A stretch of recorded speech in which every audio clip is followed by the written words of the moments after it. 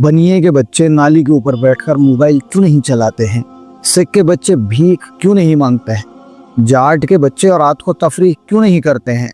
जैन सिंधी के बच्चे अमीरी का दिखावा करने अपनी स्पोर्ट्स बाइक कार से रेस लगाते हुए चाय सिगरेट पीना आउट ऑफ सिटी होटलों पर क्यों नहीं जाते? सोचिए, इन सब को कौन ऐसा सिखाता है? बच्चा हमेशा अपने परिवार के बड़ों परिजनों की सुनकर नहीं, परिजनों के काम को देखकर सीखता है, खुद की राह तय करता है। परिवार अपना नजरिया अपने समाज के माहौल को देखकर बनाता है।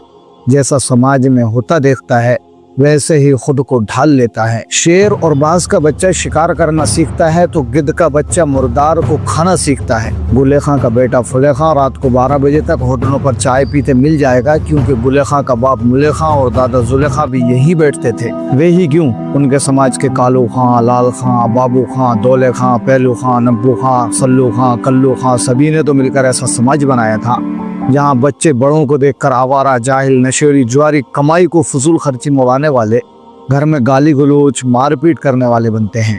दीन से दूर होकर अपनी नस्लें अपना फ्यूचर बर्बाद करके बुढ़ापे में रोते हैं। आज वक्त है हमें खुद को बदलने का। हम बदले तो समाज बदलेगा, समाज बदला तो नस्लें भी बदलेंगी। मानकर चलिए, हर मुसलमान जितना वक्त फालतू गुजारते हैं उसका 25% वक्त भी अपने बच्चों की परवरिश, उनकी दीनी दुनियावी शिक्षा पर खर्च करना शुरू कर दें तो सिर्फ 5 साल में हमारी तस्वीर बदल सकती है। आइए एक नया समाज खड़ा करें।